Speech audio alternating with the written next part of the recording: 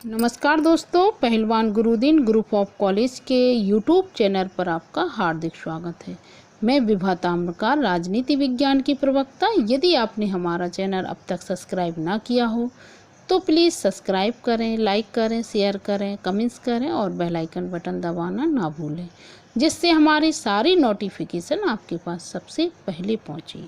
आइए दोस्तों, आज हम स्वतंत्रता के संरक्षण से संबंधित चर्चा आपसे करेंगे कि स्वतंत्रता हमें क्यों आवश्यक है, इसका क्या महत्व है और इसे क्यों बनाए रखना आवश्यक है। स्वतंत्रता के संरक्षण, ये भी बीए फर्स्ट ईयर का ही चैप्टर है। तो स्वतंत्रता हमें, जैसे स्वतंत्रता प्राप्त करने से अधिक कठिन कार्य क्या होता है? स्वतंत्रता को बनाए रखना। यह बात व्यक्तिगत स्वतंत्रता और राष्ट्रीय स्वतंत्रता दोनों के संबंध में पूर्णतः सत्य है कि हमें स्वतंत्रता अपने देश की अपने बनाए रखना है। जो व्यक्ति अथवा राष्ट्र अपनी स्वतंत्रता का ठीक से उपभोग नहीं कर पाते और उसकी सुरक्षा के लिए आवश्यक प्रयत्न नहीं करते, उनकी स्वतंत्रता को सदैव भी संकट रहता है। विभिन्न लेखकों के अनुसार स्वतंत्रता की सुरक्षा के लिए कुछ दशाओं का होना आवश्यक और वांछनीय है। जैसे आदर्श कानून, हमें अपने देश की स्वतंत्रता को कायम रखना है, इसलिए हमें आदर्श कानूनों की ज़रूरत होती है। जैसे व्यक्ति अपनी विविध स्वतंत्रताओं का उपयोग राज्य में रहकर ही कर सकता है। राज्य में हम अपने राज्य के अंदर ही स्वतंत्रताओं का उपयोग कर सकते हैं और राज्य कानून के माध्यम से ही इस प्रकार की स्वतंत्रताओं की रक्षा कर सकता है। इस प्रकार कानून व्यक्ति की स्वतंत्रता की रक्षा करते हैं, किंतु राज्य द्वारा निर्मित सभी प्रकार के कानूनों के संबंध में इस प्रकार की बात नहीं कही जा सकती है। अतः स्वतंत्रता की रक्षा के लिए राज्य द्वारा ऐसे आदर्श कानूनों का निर्माण किया जाना चाहिए जो व्यक्तियों की स्वतंत्रता की रक्षा करें। राज्य को यह उसका राज्य का यह कर्तव्य होता है कि वह ऐसे कानूनों का निर्माण करे जिसमें व्यक्तियों की स्वतंत्रता सुरक्षित रहे और व्यक्तित्व के विकास हेतु आवश्यक सुविधाएं भी प्रदान करे। कौन? राज्य। स्वतंत्रता की रक्षा हेतु आदर्श कानूनों के निर्माण की आवश्यकता बताते हुए मॉन्टेस्क्यू कहते हैं कि मुख्यतः स्वतंत्रता की रक्षा और हनन कानून के स्वभाव द्वारा इसके द्वारा दिए गए दंड की मात्रा पर निर्भर करती है। हम बहुत स्वतंत्रता देते हैं, लेकिन साथ साथ हमें दंड पर ही महत्व देना चाहिए, क्योंकि ज़्यादा स्वतंत्रता व्यक्तियों को गलत मार्ग पर ले जाती है। तो हमें दंड का भी माध्यम रखना पड़ता है। फिर आता है विशेषाधिकार का अंत। जिस समाज में कुछ व्यक्तियों को धर्म, जाति या संपत्ति के आधार पर कुछ विशेषाधिकार प्राप्त होते हैं, वहाँ पर सभी नागरिकों की स्वतंत्रता की पूर्ण रक्षा नहीं हो पाती, क्योंकि कुछ विशेषाधिकार कुछ व्यक्तियों को ही प्राप्त होते हैं। जिन लोगों को विशेषाधिकार प्राप्त होते हैं वे उनमें अहभाव आ जाता है, अहंकार का भाव के कारण उनका दुरुपयोग करने लगते हैं। ज़्यादा से ज़्यादा स्वतंत्रता और ज़्यादा से ज़्यादा अधिकार किसी व्यक्तियों को मिल जाते हैं तो उसमें अहंकार आ जाता है और स्वतंत्रता का भाई क्या करने लगते हैं? दुरुपयोग करने लगते हैं और दूसरे लोग हीनता की भावना के कारण इन स्वतंत्रताओं का उचित उपयोग नहीं कर पाते हैं। यदि समाज के किसी भाग को विशेषाधिकार दिए गए हों तो उस दशा में जनसाधारण स्वतंत्रता का उपयोग नहीं कर सकते हैं। ये लास्की के शब्दों में है। एक आती है लोकतांत्रिक शासन।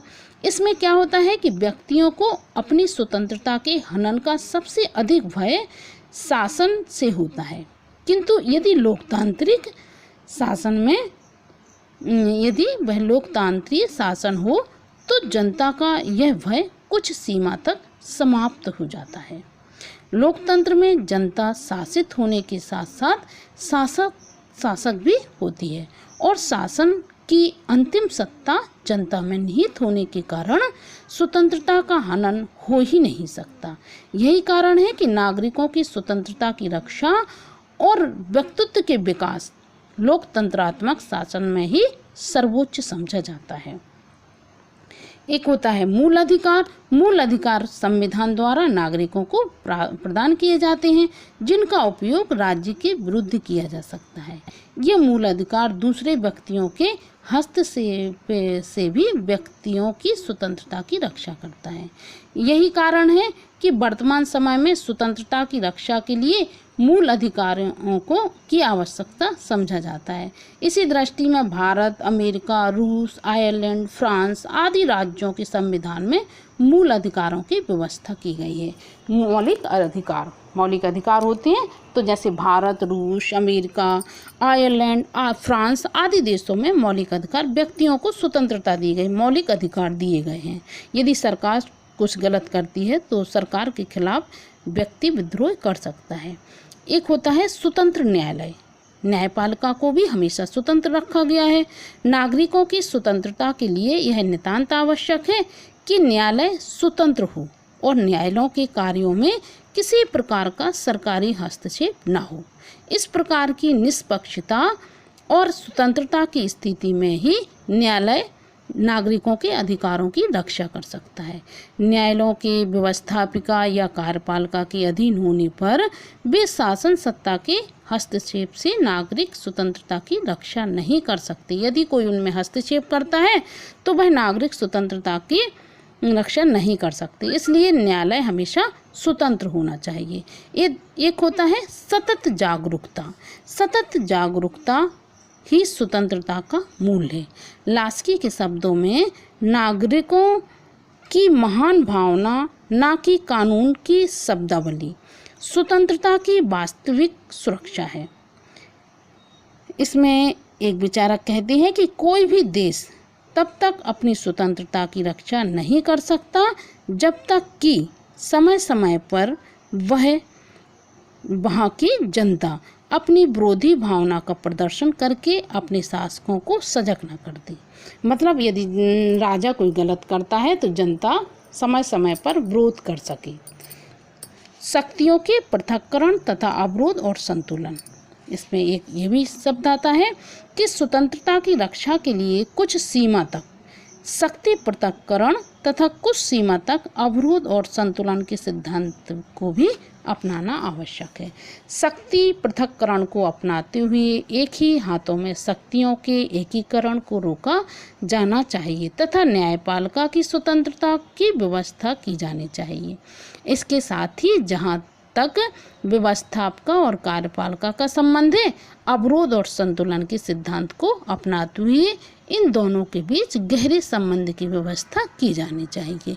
एक होता है आर्थिक न्याय। आर्थिक न्याय में यदि हमें स्वतंत्रता की रक्षा करनी है तो हमारे द्वारा जीवन की वास्तविकता की उपेक्षा नहीं की जा सकती है, और यह वास्तविकता है कि बहुत अधिक सीमा तक आर्थिक समानता की स्थापना के बिना स्वतंत्रता का उपभोग संभव नहीं है।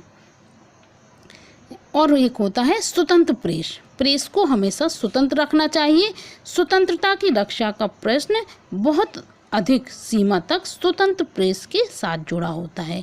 यदि समाचार पत्र स्वतंत्र हैं तो उसके द्वारा प्रशासन को मर्यादित रखने का कार्य किया जा सकता है, क्योंकि यदि प्रशासन गलत करता है तो उसे प्रेस का हमेशा डर रहता है। तो स्वतंत्र प्रेस होना आवश्यक है। स्वतंत्रता का सार मानवीय चेतना है और मानवीय चेतना के विकास का सर्व प्रमुख साधन स्वतंत्र प्रेस होता है। स्थानीय स्वशासन। स्थानीय स्वशासन में लास्की लिखते हैं कि राज्य में सत्ता का जितना अधिक विस्तृत विवरण होगा, जितना विकेंद्रीकृत उसकी प्रकृति होगी, मनुष्य में अपनी स्वतंत्रता के प्रति उतना ही अधिक उत्साह होगा। तो स्थानीय सुशासन में जैसे नागरिकों में स्वतंत्रता के प्रति प्रेम उत्पन्न करने और उन्हें स्वतंत्रता के प्रति जागरूक बनाने की दिशा में स्थानीय सुशासन द्वारा भी अत्यंत महत्वपूर्ण कार्य किए जाते हैं। तो आशा करती हूँ दोस्तों कि ये चैप्टर भी आपको समझ में आया होगा। धन्यवाद।